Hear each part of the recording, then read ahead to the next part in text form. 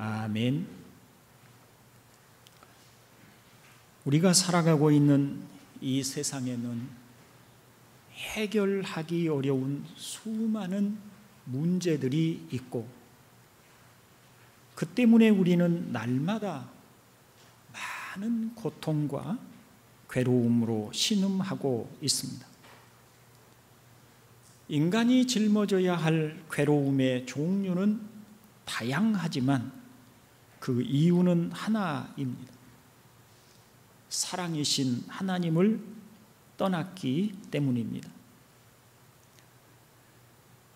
하나님에게 모든 좋은 것들이 있고 가장 좋은 은사가 다 하나님께로부터 나오는데, 인간이 이렇게 좋으신 하나님을 떠남으로 마치 생수가 끊어져 버린 웅덩이처럼, 웅덩이의 고인물처럼 썩고 부패함으로 가득하였기 때문에 그 결과가 우리들이 날마다 겪는 괴로움들인 것입니다.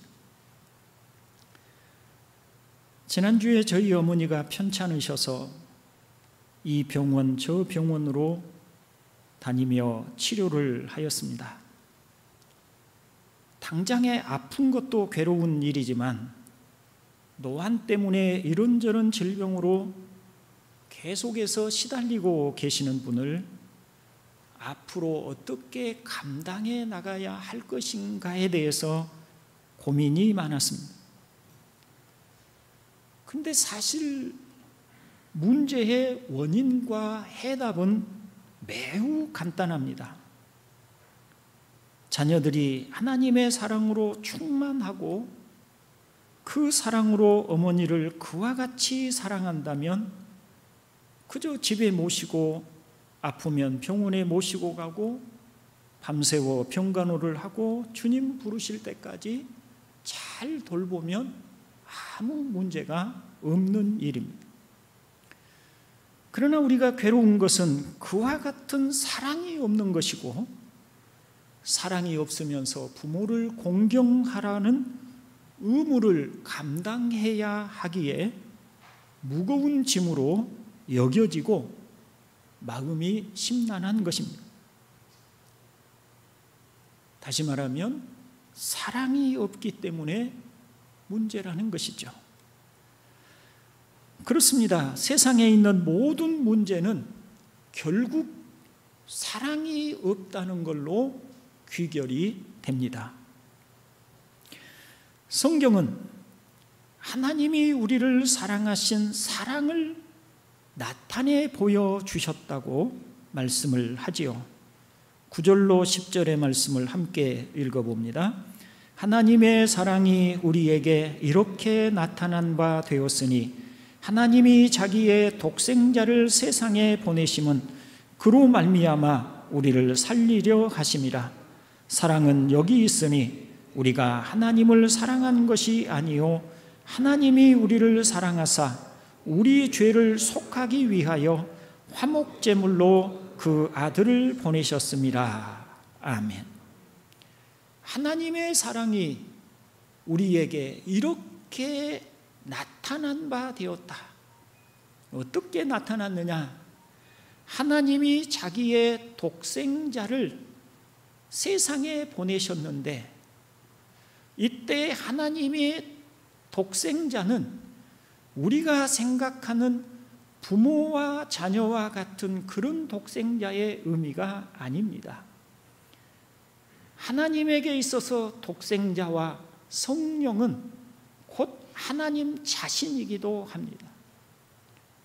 그런데 하나님께서 하나님 자신이기도 한 독생자를 세상에 보내셨는데, 다름 아닌 우리의 죄를 속죄하는, 그래서 하나님과 화목해 하려고 하는 화목 제물로 그 아들을 보내셨다. 그것이 우리에게 나타난 하나님의 사랑이라고 말씀을 합니다. 이것을 오늘 우리가 읽을 본문에서는 아버지가 아들을 세상의 구주로 보내셨다고 표현을 하고 있습니다. 여기 구주라고 하는 단어는 헬라어 원문으로는 소테르라고 하는 단어인데요, 이것은 성경적인 의미로만 사용하는 단어는 아니었습니다. 사도 요한이 이 편지를 쓰던 당시에 로마 시대에 전쟁터에서 패배로 기울어가는 전세를 역전시켜서 나라를 구한 용감한 용사에게 붙여진 칭호이고요, 혹은 개인적으로 심각한 병에 걸린 사람을 잘 치료하여 살려준 의사에게도 나의 소테르라고 하였습니다. 그런데 하나님은 하나님의 아들을 세상을 구할 구주 소테르로 보내셨다고 합니다. 이때의 세상은 온 우주를, 물질적인 우주를 말하기보다 세상에 살고 있는 모든 인간을 가리키는 말입니다. 어느 한 나라, 어느 한 민족만이 아니라 모든 나라, 모든 민족에 이르기까지 가난한 자나 부유한 자와 같은 특정 부류의 사람들이 아니라 온 인류를 죄로부터 구원할 소테르로, 구주로 독생자를 보내셨다고 말씀을 합니다. 그 이유는 단 하나입니다. 하나님이 세상을 이처럼 사랑하사입니다. 하나님이 인간을 사랑하셔서 그 아들을 어떻게 보내셨다고 말씀을 합니까? 14절에 보면 우리가 보았고라고 합니다. 보았다라고 하는 말은 하나님의 아들이 실제로 눈에 보이고 손으로 만질 수 있는 육체, 몸을 가지고 오셨다는 의미입니다. 이런 표현을 굳이 사용한 것은 예수님이 육체로 오신 하나님의 아들이심을 믿지 못하는 당시의 영지주의자들을 비판하며 우리가 보았다라고 하는 말로 육체를 입고 오신 구주에 대하여 의심할 여지가 없다는 것을 말하고자 함입니다. 그렇다면 하나님의 아들이 왜 굳이 육체를 입고 사람들의 눈에 보이고 또 손으로 만질 수 있는 실제적인 몸을 가지고 이 땅에 오셨을까요? 그 첫 번째의 이유는 무한한 속죄의 가치를 지닌 제물이 필요하였기 때문입니다. 인류 전체의 죄를 언급할 필요도 없이 우리 자신만 가만히 들여다보아도 우리 인간의 죄가 얼마나 많은지 알 수가 있습니다. 한 청년이 자신의 마음에 든 어떤 여자를 스토킹을 하다가 법정에서 제재를 받았습니다. 여자는 그 청년을 싫어하였기 때문에 자신 가까이 접근하지 말라고 법적인 요청을 했던 것이죠. 그럼에도 그 청년은 자신을 거절하는 여자가 출입하는 화장실로 가서 잔인하게 칼로 죽였습니다. 죄로 타락하고 부패한 사람들이 처한 현실을 적나라하게 보여주고 있습니다. 물론 극단적인 예를 든 것이지만 모든 인간의 마음에 깃든 시기와 질투와 경쟁의식과 다툼과 교만함 등과 같은 나쁜 것들은 그 뿌리가 깊고 촘촘하여 도무지 어떤 방도로도 해결할 수가 없습니다. 남들보다 조금 더 나은 것만 있어도 우월의식을 갖고 교만한 것이라든지 또 남을 흉보고 비판하는 일에 달콤한 즐거움을 느끼는 나쁜 마음이라든지 다른 사람들의 입장과 형편보다 자신의 이기심으로 행하려고 하는 모습 등은 인간이 얼마나 많은 죄 가운데 살고 있는지를 보여줍니다. 그 중에서도 주님을 사랑하고 하나님 아버지를 기쁘시게 하고 싶은 소원을 가지고 있는 신자들조차도 마음과는 달리 헛된 욕망에 끌려가기도 하고, 또 자신이 스스로 잘못하였음을 인식하고 회개하였던 죄를 또다시 반복하여 행하기도 하며, 온전한 사랑으로 행하기보다 이기심으로 행하고 그 이기심을 버리지 못하기도 합니다. 그러니 모든 인간, 또 우리 개개인에게 깊이 뿌리 내린 일생을 통하여 벗어나지 못하는 허물들을 단번에 그리고 완전하게 속죄하기 위해서는 얼마만큼의 가치를 지닌 속죄 제물이 필요하겠습니까? 하나님은 죄로 이처럼 비참하게 되어버린 우리 인간을 구원하시기 위하여서 우리 인간의 모든 죄를 속죄하실 그런 가치를 가지신 분, 그만한 자격을 가지신 분이 계셔야 하겠기에 하나님의 아들로서 실제로 하나님 자신이신 분이 사람이 되셔서 이 땅에 오시도록 하신 것입니다. 하나님의 아들이 육체를 입고 오신 두 번째 이유는 보이지 않는 하나님을 보여주시기 위함입니다. 하나님은 우리의 육안으로 볼 수 있는 분이 아니십니다. 우매한 사람이 육신의 눈으로 보고 확인할 수 없다는 것입니다. 그러므로 하나님께서는 성자 하나님이신 아들을 우리와 같은 몸을 입으신 분으로 이 땅에 보내셨습니다. 즉 예수님은 육신을 입고 나타난 하나님이신 것입니다.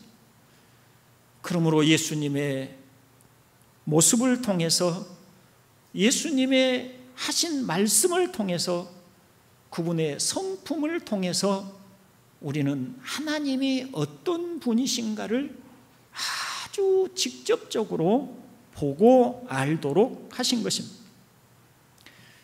하나님의 아들이 육체를 입고 오신 이유 세 번째는 참 사람이 어떤 존재인지를 보여주기 위함입니다. 아담이 죄를 지은 이후에 인간은 하나님의 형상으로 지음받은 참 사람의 모본을 단 한 사람도 찾을 수가 없게 되었습니다. 그런데 죄 없이 온전한 사람으로 오신 예수님은 참 사람이, 하나님의 형상으로 지음받은 참 사람이 어떻게 살아야 하는지를 그분이 직접 사람들 앞에 눈에 보이도록 나타내시고 확인시켜 주심으로 가르쳐 주신 것입니다. 죄인들을 꺼리지 않으시고 그들과 어울리시며 나는 의인을 부르러 온 것이 아니요 죄인을 찾아 구원하러 왔다고 하신 모습에서 나병에 걸려서 고통스러워하는 사람들로부터 소외당하고 버림받은 것에 대한 깊은 상처를 안고 있는 나병 환자들을 찾아가셔서 그들의 몸에 손을 대시며 그들이 결코 버림받은 것이 아니라고 하는 것을 그들에게 증거해 주시면서 고쳐주신 모습에서 38년이라는 긴 세월을 젊은 날에 일생을 병들어 고통당하는 한 사람을 찾아서 온전하게 하여 주신 모습에서 참 사람이 어떻게 살아야 하는가를 보여주신 것입니다.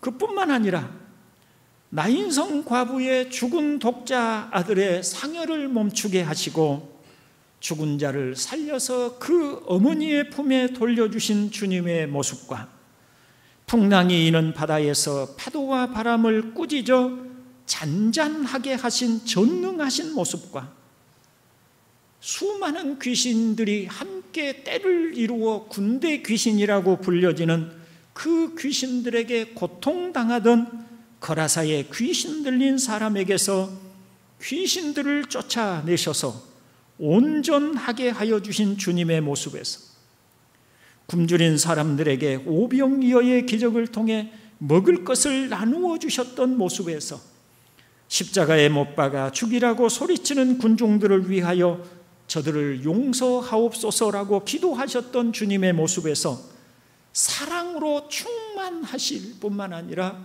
전능하신 하나님이 어떤 분이신가를 직접적으로 보여주셨습니다.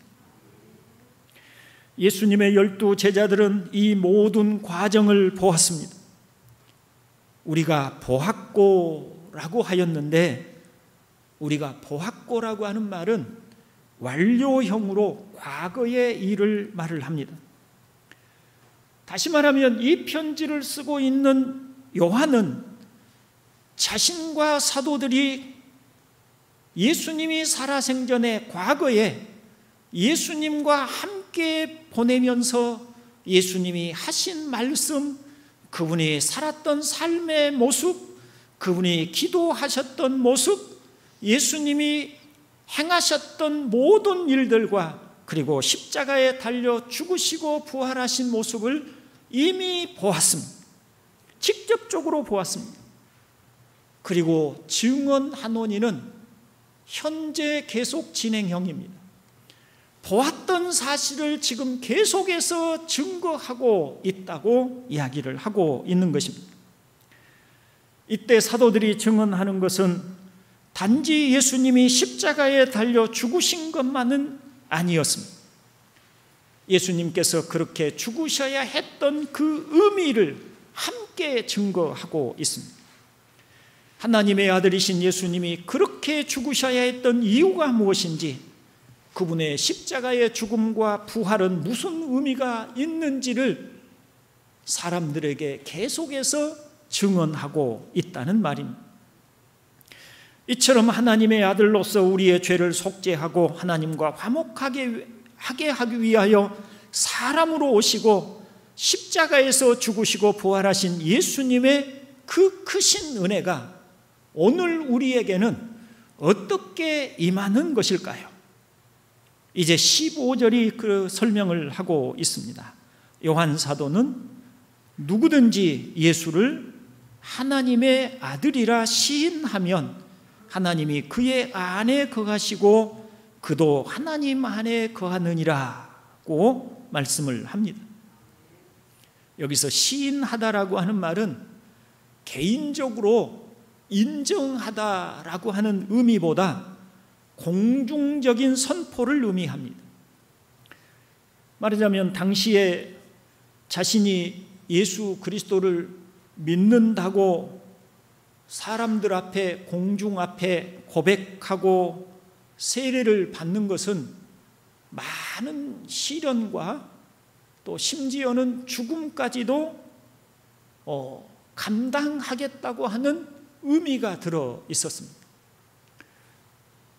핍박을 받는 시대였기 때문에 자신이 예수를 구주로 믿고 그분을 따른다고 고백할 때에 그는 때로는 감옥에 갇힐 수도 있고 또 매를 맞을 수도 있고 혹은 십자가에 달려 죽을 수도 있고, 그렇지 않으면 짐승의 밥이 되어 죽을 수도 있고, 아니면 사람이 살지 못하는 곳으로 유리방황하며 살아야 할 수도 있었습니다.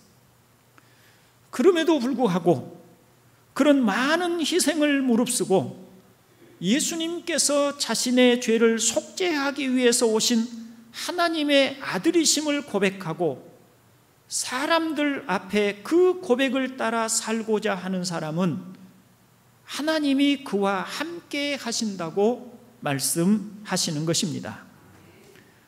동산교회 형제 여러분, 현재의 우리들에게도 예수님을 하나님의 아들로 고백하고 오직 하나님을 믿는 믿음으로 살고자 하는 사람은 하나님이 그와 함께하여 주실 것입니다. 우리가 예배 때마다 신앙을 고백하는 것은 그저 예배의 순서를 따라서 하는 형식적인 것이 아닙니다. 하나님 앞에서뿐만 아니라 모든 사람들 앞에 자신이 가진 신앙을 고백하는 것입니다. 그러므로 자신이 그와 같이 고백한 신앙을 따라 살겠다는 다짐이기도 합니다. 이와 같은 신앙의 고백, 앞에서 말씀드린 바와 같이 지금 우리가 처한 상황보다 훨씬 더 열악했던 그 당시에 예수를 구주로 시인하는 것과 같은 이런 고백들은 우리 자신의 본성, 신자가 가지고 있는 본성이나 개인적인 결심에서는 결코 나올 수 없는 것들입니다. 이런 고백들과 시인들은 오직 성령에게서 나옵니다. 누구든지 성령의 내적인 감화가 없이는 이 많은 희생과 이 많은 환난이 불가피함에도 불구하고 예수님을 세상의 구주라고 고백할 수가 없는 것입니다. 그래서 우리의 신앙 고백은 성령에게서 나오는 충만한 사랑과 동일한 결과인 것입니다. 왜 우리가 사랑이 충만하지 못합니까? 왜 우리의 신앙에 열정이 없고 뜨거움도 없습니까? 그것은 다름 아닌 그리스도를 우리가 개인적으로 충분히 만나지 못하였기 때문이라는 말씀이 되는 것입니다. 만일 우리가 매일 매순간 주님을 만나고 그 사랑에 감동되면 우리는 그 사랑을 알게 되고 독생자가 우리를 위하여 화목제물이 되어 오신 그 사랑을 알게 되고 그러므로 그 사랑이 우리 안에 믿음이 되게 하고 그 믿음이 우리로 하나님을 시인하고 우리 주 예수 그리스도를 인정하게 하고 그분을 따를 결심을 하게 하고 그러는 사람에게 하나님도 그와 함께 하여 주신다는 사실입니다. 이제 우리의 참된 신앙 고백이 가져올 결과에 대하여 살펴보겠습니다. 16절을 함께 읽어봅니다. 하나님이 우리를 사랑하시는 사랑을 우리가 알고 믿었노니 하나님은 사랑이시라. 사랑 안에 거하는 자는 하나님 안에 거하고 하나님도 그의 안에 거하시느니라. 아멘. 가만히 보면 15절에서 이렇게 말을 하지요. 예수를 하나님의 아들이라 시인하면 하나님이 그의 안에 거하시고 그도 하나님 안에 거한다고 하셨고 16절에서는 사랑 안에 거하면 하나님 안에 거하고 하나님도 그의 안에 거하신다고 말씀을 하세요. 이게 무슨 얘기가 되겠습니까? 예수를 하나님의 아들이라고 시인하는 것과 사랑 안에 거하는 것을 같은 의미로 말씀을 하고 있다는 것이죠. 사도의 의미는 명백합니다. 예수 그리스도를 구주로 시인하는 사람은 사랑 안에 거하는 사람이고 사랑 안에 거하지 않는 사람은 예수 그리스도를 구주로 시인하지 않는 사람, 즉 구원받지 못한 사람이라는 말이 되는 것입니다. 그런데 사랑 안에 거하는 것은 어떻게 가능해지냐면 알고 믿음으로 사랑 안에 거하게 됩니다. 사랑 안에 거한다는 말이 무엇과 동일시 된다고요? 예수를 구주로 시인하는 것과 동일시 됩니다. 예수를 구주로 시인하는 것과 그러므로 사랑 안에 거하는 것은 같은 의미인 것인데 동일하게 일어나는 현상인 것인데 이런 일이 어떻게 가능하냐면 알고 믿음으로 가능하다 이렇게 얘기를 하는 것입니다. 우리는 흔히 믿음과 지식은 서로 대립하는 것으로 생각합니다. 저도 어렸을 때에 그렇게 배웠습니다. 너무 성경을 지적으로 하려고 하지 마라. 그러면 믿음을 갖는데 장애가 된다는 이야기를 했습니다. 지식은 믿음을 방해하고 믿음은 지식과 상관없이 주어지는 것으로 생각합니다. 그러나 진정한 믿음은 참다운 지식에서 나오는 것입니다. 같이 한번 해봅니다. 진정한 지식은, 믿음은 참된 지식에서 나옵니다. 그렇습니다. 사도들이 자신들이 본 것을 증언합니다. 그것이 오늘 우리에게는 육성으로 증언되어 오는 것이 아니라 성경으로, 복음서로 기록되어져서 우리 손에 쥐어져 있습니다.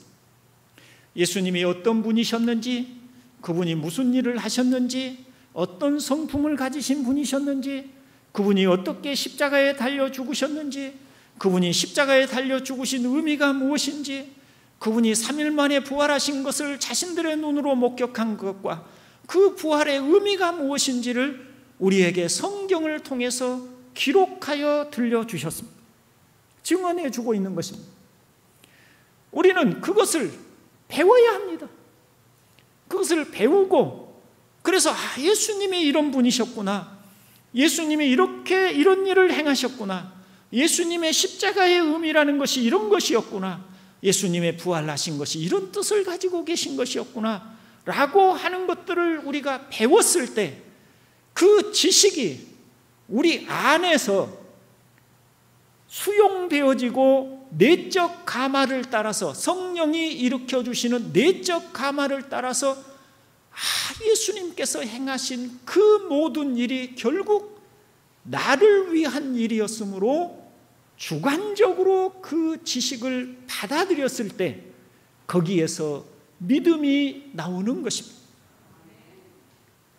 다시 말하면 믿음이란 지식의 내용을 근거해서 갖게 되는 것이지, 지식과는 아무런 상관이 없이 그저 맹목적으로 무작정으로 믿음을 갖는 것은 아니라는 것입니다. 그렇다면 우리가 해야 할 일은 무엇이겠습니까? 너무 명백합니다. 하나님이 하신 말씀이 무엇인지, 하나님이 어떤 분이신지, 하나님이 구주를 통해서 우리에게 어떤 일을 행하셨는지를 늘 듣고 배워야 하는 것입니다. 구약에서 하나님은 이스라엘 백성들에게 하나님의 말씀을 기억하라고 자주 말씀하셨습니다. 그리고 신약 성경은 생각하라고 하는 단어를 사용하셔서 신자들에게 하나님과 하나님께서 행하신 일들을 생각하고 깨달으라고 하셨습니다. 하나님이 어떤 사랑으로 우리를 사랑하셨는지, 하나님이 죄인들에게 어떤 은혜를 베푸셨는지, 하나님이 우리를 구원하시기 위해서 어떤 위대한 일을 행하셨는지를 기억하고 생각하라는 것입니다. 어떤 의미로 오늘 우리가 하나님을 사랑하지 못하는 것은 하나님에 대한 새로운 지식이 없기 때문입니다. 혹은 알고 있는 지식이 새롭게 느껴지지 않기 때문입니다. 과거에 하나님이 어떤 분이신지를 경험했을 수 있습니다. 과거에 하나님이 어떤 분이신지를 배웠을 수 있습니다. 그런데 그 지식과 그 경험이 과거의 사건에 머무르고 현재의 나를 감화시키지 못합니다. 과거에는 내가 그렇게 알고 믿었는데, 그렇게 느꼈는데 지금은 아무런 느낌이 없습니다. 하나님이 나를 어떻게 사랑하시는가에 대해서 감각이 없습니다. 감동이 없습니다. 하나님이 나를 사랑하신다는 모든 말씀이 내게 가슴에 와닿지 않습니다. 그러니 하나님이 나를 사랑하신다는 사랑이 내 마음에 없으니 내가 어떻게 하나님을 사랑하며, 하나님이 내게 형제를 사랑하라고 하신다든지, 하나님이 하나님의 자녀들에게 너희는 이렇게 살라고 하실 때 그 말을 받을 수가 없는 것이, 행할 수가 없는 것. 우리는 날마다 하나님의 말씀을 통하여서 새롭게 하나님이 나를 사랑하신 그 사랑을 배우고 그 사랑을 느껴야 할 줄로 믿습니다. 그 사랑이 우리를 감동하고 그 사랑이 우리를 감화하고 그 사랑이 우리를 울게 하고 그 사랑이 우리로 뜨거운 눈물을 흘리게 하고 그 사랑이 우리 안에서 깊이 샘솟듯이 일어날 때 우리는 하나님을 향하여 뜨거운 사랑을 드릴 수 있고 찬송 하나를 드려도 그 깊은 마음을 담아서 드릴 수 있고 형제를 사랑하라는 말씀에도 기쁨으로 순종할 수가 있는 줄로 믿습니다. 사도 요한은 우리가 알고 깨닫게 된 그 사랑 안에 거하라고 합니다. 사랑 안에 거하는 자는 이라고 할 때 사랑은 원어로는 그 사랑입니다. 일반적인 대충 그냥 그럭저럭한 사랑이 아니라 확실한 사랑입니다. 그게 확실한 사랑이 뭐냐면 우리가 일종의 정관사라고 하지요. 정해진 딱 하나로 정해진 어떤 사랑이 있어요. 그 사랑이 뭐냐면 하나님이 독생자를 사람의 몸으로 그리고 화목제물로 보내주신 사랑이에요. 그러니까 하나님이 너희를 사랑하셔서 하나님의 독생자를 화목제물로 보내주신 그 사랑 안에 거해라. 그 사랑 안에 끊임없이 하나님이 너를 어떻게 사랑하셨는지 그 예수님을 통해서 보아라. 이렇게 얘기를 하는 겁니다. 그리고 이 거하라고 하는 말은 현재 진행형으로 계속해서 그 사랑 안에 머물고 있으라고 하는 것입니다. 우리는 신앙생활을 시작하자마자 하나님을 위해서 봉사할 것을 생각하고 이런저런 의무를 감당하려 합니다. 그런 의무감들은 무거운 짐이 되고 신앙생활이란 여러 의무감으로 짐을 지는 것으로 여기는 경향이 있습니다. 그러나 신앙은 어떤 의무감 이전에 먼저 하나님의 사랑을 알고 믿음으로 계속하여 그 사랑 안에 머무르는 것입니다.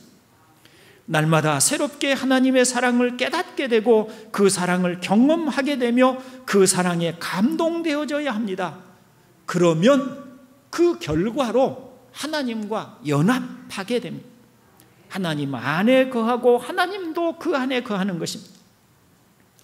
사실 우리의 신앙의 궁극적인 목표는 하나님과 연합하는 것입니다. 원래 하나님과 적대시하고 하나님과 상관없이 하나님을 떠나서 하나님에 대해서 무관심하고 하나님의 오히려 원수로 행하던 우리들이었습니다. 그런 우리에게 하나님께서 사랑의 손길을 내미셨습니다. 내가 널 사랑한다. 내가 널 사랑함으로 독생자를 너를 위한 화목제물로 보낸다고 말씀하시고 우리를 사랑하시는 그 사랑을 나타내 보여주셨습니다. 그래서 우리로 하여금 그 사랑 안에 들어오게 하신 것입니다.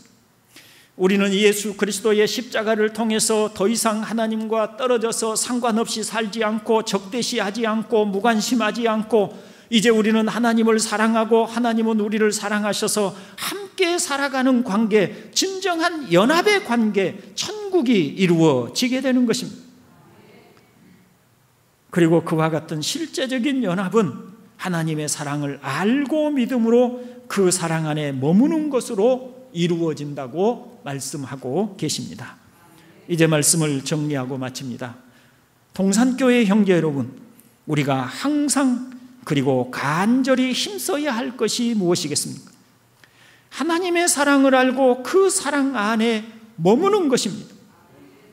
하나님을 향해서 무엇을 할 것인가를 생각하기 전에 하나님을 향해서 어떤 것으로 영광을 돌려드릴까를 생각하기 전에 먼저 하나님이 나를 어떻게 사랑하셨는지를 늘 듣고 배우고 알아야 합니다.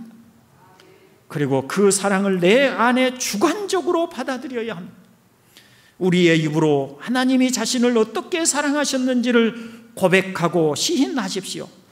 하나님이 나의 아빠 아버지 되심을 기도할 때도 예배할 때도 찬양할 때도 항상 고백하고 말하십시오. 하나님이 자신을 사랑하신 그 사랑의 의미를 생각하고 기억하고 묵상하고 되새겨 보시기를 바랍니다. 어떤 문제 해결을 위해서 잡다한 방법을 고안하려 하지 말아야 합니다. 하나님의 사랑으로 돌아가면 되는 것입니다. 여러분에게 하나님이 먼저 사랑하라고도 하지 않습니다. 여러분, 우리가 형제를 사랑하거나 누군가를 사랑한다고 할 때 그 사랑이 우리 자신에게서 나오는 사랑이라면 우리에게 그저 조건 없이 사랑하라고 명령하실 수 있을 것입니다. 그러나 우리는 그런 사랑할 수 있는 존재 자체가 되지 못합니다. 우리는 누군가를 사랑할 수 없는 사람들입니다. 혹 사랑할 수 있다면 사랑의 찌꺼기, 변질된 사랑을 할 수 있을지는 모르나 참 사랑을 가질 수는 없습니다. 그 사랑은 하나님이 가지고 계십니다. 그 사랑이 우리에게 와야, 그 사랑이 우리에게 채워져야, 그 사랑이 우리를 감동시켜야, 그 사랑이 우리 안에 충만해야 우리는 그 사랑으로 하나님도 사랑하고 형제도 사랑할 수 있습니다. 그러니 저와 여러분이 해야 할 일은 날마다 하나님이 우리를 사랑하신 그 사랑을 되새겨보고 느끼고 알고 충만케 되는 것입니다. 그런 은혜를 하나님이 우리에게 베풀어 주시고 성령이 우리에게 가르쳐 달라고 기도하고 그 사랑을 느끼고 살아가는 저와 여러분 되실 수 있기를 주님의 이름으로 축원을 드립니다. 이제 우리 잠깐 오늘 말씀을 따라서 함께 기도합시다. 그렇습니다. 이런저런 문제가 있어도 사랑이 없기 때문입니다. 사랑만 있다면 문제될 것은 아무것도 없습니다.